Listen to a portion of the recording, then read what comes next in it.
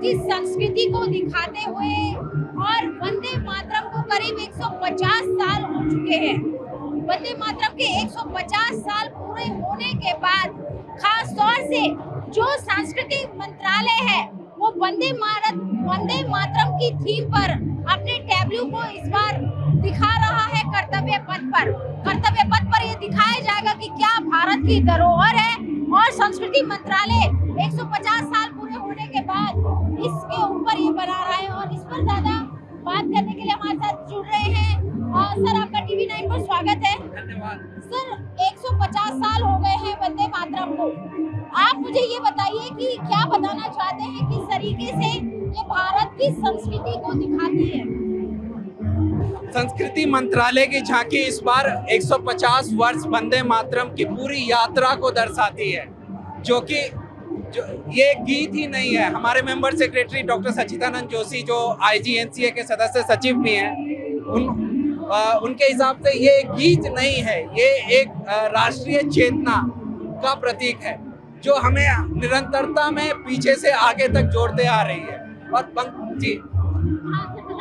बंकिम चंद्र चट्टोपाध्याय जी ने ये गीत एक कॉलोनियल रेजिस्टेंस के अगेंस्ट लिखा था, तो ये हमारी राष्ट्रीय चेतना का एक भाव बना जो अभी तक हमें प्रेरित कर रहा है, राष्ट्र को प्रेरित कर रहा है। और सबसे बड़ी बात है सर, जैसा आपने जन चेतना की बात की, और जन चेतना की बात यानी कि आजादी की वो लड़ाई और आजादी का वो गीत जिसने हर हिंदुस्तानी के खून में वो जोश भर दिया, जिससे कि अंग्रेजों को खदेड़ दिया गया। कहीं ना कहीं सर ये वही चीज दिखाता है।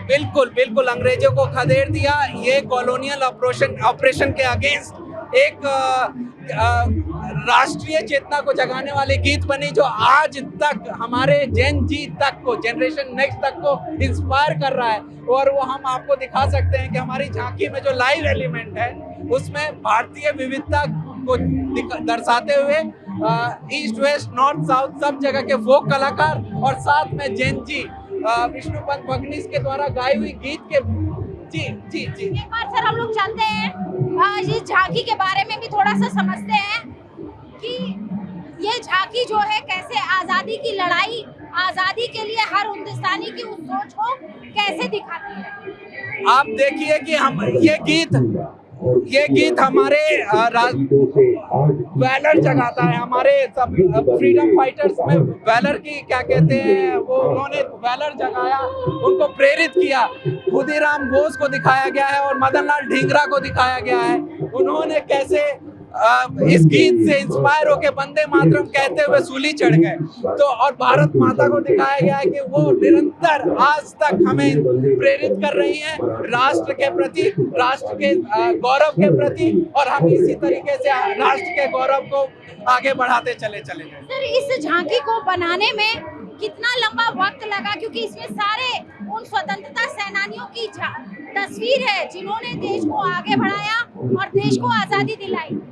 जी, आप देख सकते हैं, यहाँ पे देख सकते हैं गुरुदेव हैं रविन्द्रनाथ टैगोर। रविन्द्रनाथ टैगोर जी ने पहली बार पार्लियामेंट में पूरी गीत को गाया था। यहाँ पे महर्षि अरविंद हैं जिन्होंने पहली बार अंग्रेजी में ट्रांसलेट किया था, जिसके कारण इसकी आउटरीच बढ़ गई। यहाँ सुब्रमण्यम भारती जी हैं जिन्होंने तमिल में इसको ट्रांसलेट किया था, अनुवाद किया था, तो इससे ये हमारे दक्षिण भारत में भी जा सका। और उसके बाद कैसे आजादी में लाला लाजपत राय, बाल गंगाधर तिलक और लाल बाल पाल को दिखाया है इन्होंने, कैसे इन लोगों ने भी इस गीत को अपनी राष्ट्रीय चेतना का प्रतीक बनाकर हमें पूरे राष्ट्र को आजादी की लड़ाई में प्रेरित करते चले आए। सर, हम देख रहे हैं कि इस झांकी में भारत माता की भी तस्वीर दिखाई गई है, और भारत माता कहीं ना कहीं इसमें ये तस्वीर दिखाने की कोशिश कर रही है कि वो भी हर भारतवासी को ललकार रही है कि हमें अपने देश के सुरक्षा को, उसकी आन को बनाए रखना है। बिल्कुल, भारत माता इस बात की प्रतीक है कि वो सदा से समय की शुरुआत से राष्ट्र को इंस्पायर कर रही हैं। उनको हमें हर पीढ़ी को उस चेतना से जागृत रखे हुए हैं जो राष्ट्र सर्वोपरि है। वो इसी बात को वो बता रही हैं। एक चीज हम और जानना चाहते हैं, इस थीम को सोचने में और इसको बनाने में झांकी को कितना लंबा वक्त लगा, क्योंकि वंदे मातरम अपने आप में इस वक्त सबसे हॉट टॉपिक भी है और इसको लेके पार्लियामेंट में चर्चा भी हुई थी और भारत सरकार का भी इसको लेके एक बड़ा विजन है, तो कितना समय लगा और क्या सोच के ये थीम रखी? ये एक प्रोसेस के तहत होता है।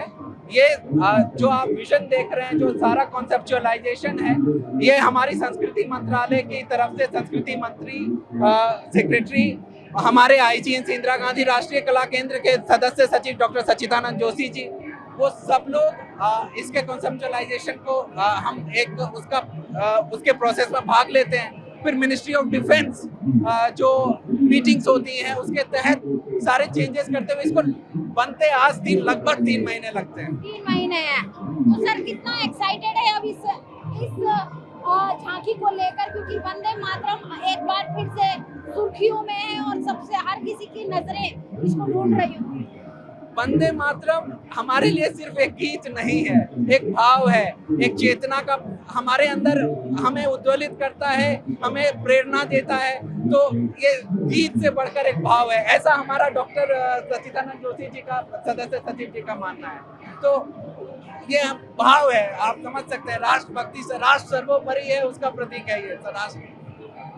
हमसे बात करने के लिए बहुत बहुत शुक्रिया, thank you so much sir. तो हम आपको इस वक्त दिखा रहे हैं वंदे मातरम की थीम पर, जो कल्चरल मिनिस्ट्री है, संस्कृति मंत्रालय है, उसने अपनी ये झांकी रखी है और अपनी इस झांकी में उन्होंने कहीं ना कहीं भारत की आंदोलन की भी उस तस्वीर को, उस समय को भी उजागर किया है। यानी कि करीब 150 साल पहले कैसे आजादी की एक इस गीत ने हर हिंदुस्तानी के लहू में वो चेतना जगाई कि हमें अपनी मातृभूमि की रक्षा करनी है। और उसी थीम पर, वंदे मातरम की थीम पर, संस्कृति मंत्रालय ने अपनी ये पूरी जो झांकी है उसको रखा है। वीडियो जर्नलिस्ट रोहित के साथ अजय टीवी 9 भारत।